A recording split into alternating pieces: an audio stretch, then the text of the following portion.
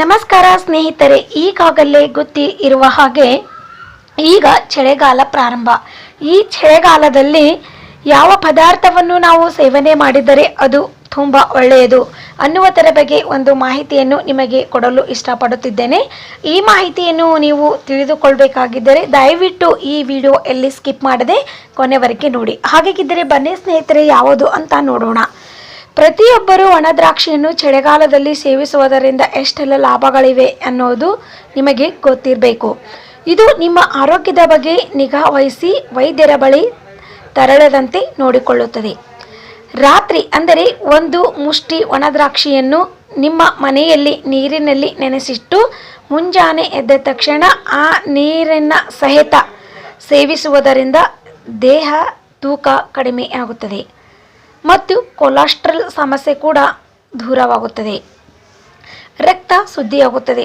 ತುರಿಕೆ, ಕಜ್ಜಿ ಮುಂತಾದ ಸಮಸ್ಯೆಗಳನ್ನು ಈ ಒಣ ದ್ರಾಕ್ಷಿ ನೆನೆಸಿ ಇಟ್ಟು ಆ ನೀರಿನ ಜೊತೆಗೆ ಆ ಪದಾರ್ಥವನ್ನು ಸೇವಿಸುವುದರಿಂದ ಯಾವುದೇ ಸಮಸ್ಯೆಗಳನ್ನು ಕೂಡ ನಿಮ್ಮ ಹತ್ತಿರ ಸುಳಿಯುವುದಿಲ್ಲ.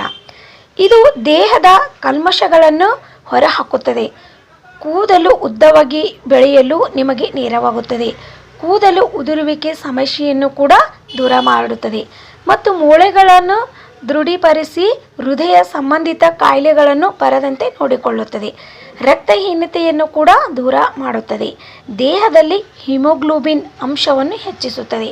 ಮಕ್ಕಳಿಗೆ ಇದನ್ನು ನಿತ್ಯ ಸೇವಿಸಲು ಕೊಡುವುದರಿಂದ ಜೀರ್ಣಕ್ಕೆ ಸಂಬಂಧಿ ಸಮಸ್ಯೆಗಳನ್ನು ಕೂಡ ದೂರ ಮಾಡುತ್ತದೆ. ಹಾಗಾಗಿ ಸ್ನೇಹಿತರೆ, ಯಾವ ರೀತಿಯಾಗಿ ಈ ಚಳಿಗಾಲದಲ್ಲಿ ಯಾವ ಪದಾರ್ಥವನ್ನು ಸೇವಿಸಿದರೆ ಏನೆಲ್ಲ ಸಮಸ್ಯೆಗಳಿಂದ ನಾವು ದೂರ ಹೊಂದಬೇಕು ಅನ್ನುವುದರ ಬಗ್ಗೆ ಮಾಹಿತಿ ನೀವು ಕೊನೆವರೆಗೆ ಎಲ್ಲಿ ಸ್ಕಿಪ್ ಮಾಡದೆ ನೋಡಿದರೆ ತಿಳಿದುಕೊಳ್ಬೋದು.